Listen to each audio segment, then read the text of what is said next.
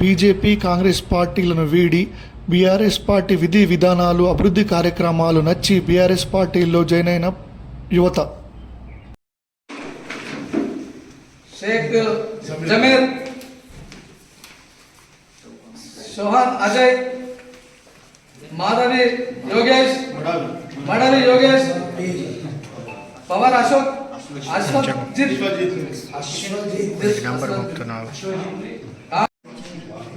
దుర్వ వంశీ గారు.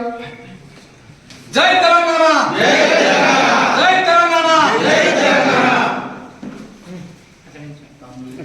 కాంబోజ్ అక్షత్ మోరే అనిల్.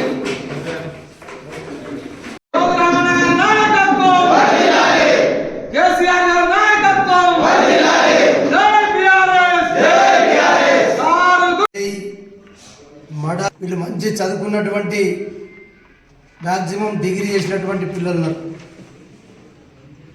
మరి వారు ఈరోజు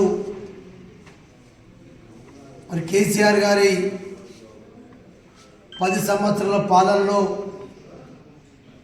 ఏం జరిగింది తెలంగాణకు, కేసీఆర్ నాయకత్వంలో తెచ్చుకున్న తెలంగాణ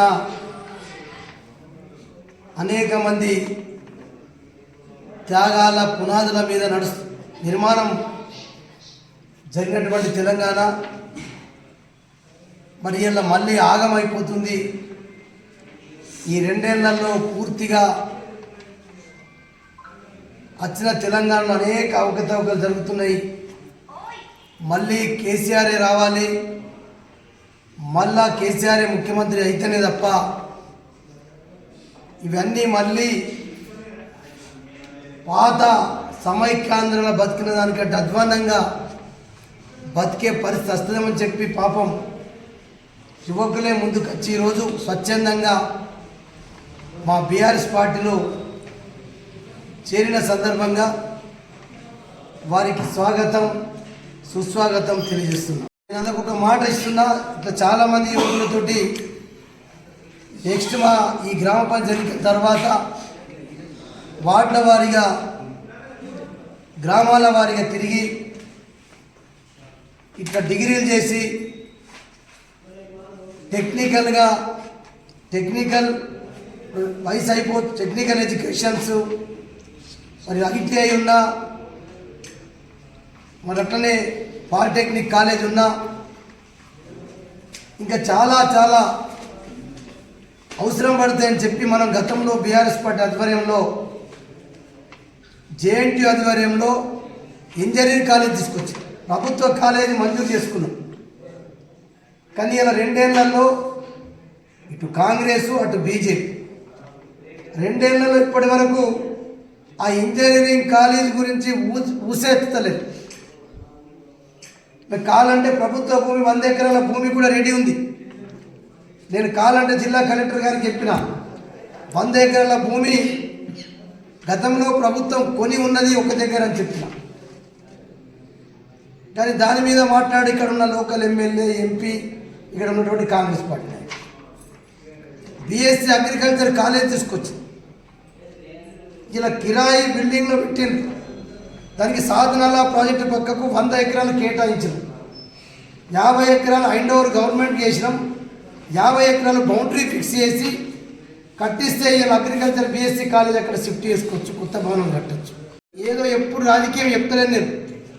ఇలా ఇంజనీరింగ్ కాలేజ్ ఏమైంది, అగ్రికల్చర్ బీఎస్సీ కాలేజ్ గురించి పాత భవనంలో ఎదురు నడుపుతున్నారు.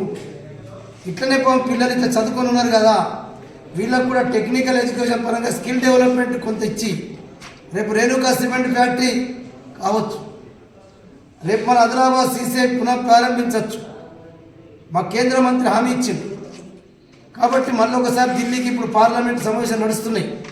రేపు మళ్ళీ జనవరిలో ఢిల్లీకి వెళ్తాం. ఈ సిమెంట్ ఫ్యాక్టరీని కూడా మరలా పునః ప్రారంభించమని చెప్పి మా బీఆర్ఎస్ పార్టీ డిమాండ్ చేస్తాం. అప్పుడు టెక్నికల్గా ఇక్కడ స్కిల్ ఉన్నటువంటి మరి వాళ్ళు కావాలా యువకు, స్కిల్ లేకుంటే బయట నుంచి తీసుకొచ్చి వాళ్ళు జాబులు పెట్టుకుంటారు. అట్లా నేనేమనుకుంటున్నానంటే ఒకటి జోగు ఫౌండేషన్ ద్వారా చిన్నగా ఏదైనా ఒక అడుగుతోటే ఎన్ని కిలోమీటర్ల ప్రయాణం చేయాలన్నా ఒక అడుగుతోటే ప్రారంభమవుతుంది. కాబట్టి జోగు ఫౌండేషన్ ద్వారా కొంత ఒక స్కిల్ డెవలప్మెంట్ సెంటర్ పెట్టి మరి కొంత వాళ్ళకు యువకులకు ఒక ప్రోత్సాహాన్ని ఇచ్చి కొంత వాళ్ళకు సాయం చేస్తే సంవత్సరానికి కొంతమంది యువకులు స్కిల్ మరి నైపుణ్యత వస్తే వీళ్ళకి ఎన్నన్నా కొంత మనం ఉద్యోగాలు ఇప్పించే అవకాశం ఉంటుంది. లేకపోతే ఉద్యోగాల కంటే గొప్ప పని ఏంటంటే తప్పకుండా వీళ్ళందరి గ్రూపుల ద్వారా సొసైటీల ద్వారా వీళ్ళ గ్రూపులు చేసి ఇట్లా డోక్రా గ్రూప్ సంఘాలు ఉన్నాయో ఇట్లా వీళ్ళు స్కిల్ డెవలప్మెంట్ చేసుకున్నటువంటి ప్రతి నైపుణ్యం కలిగినటువంటి యువతి యువకులు కూడా వీళ్ళ గ్రూపులు చేసి గ్రూపుల ద్వారా లోన్ ఇప్పించి వీళ్ళతోటే వీళ్ళ నైపుణ్యతతోటే ఒక చిన్న చిన్న స్మాల్ స్కేల్ ఇండస్ట్రీస్ కూడా పెడితే వీళ్ళ కాళ్ళపైన వీళ్ళు నిలబడి ఉపాధి కలుగుతుంది. వీళ్ళ కుటుంబాలు కూడా వీళ్ళ మీద జీవనోపాధి ఉంటాయి కాబట్టి ఆ రకంగా బతికే అవకాశం ఉందని చెప్పి ప్లాన్ చేస్తున్నాం.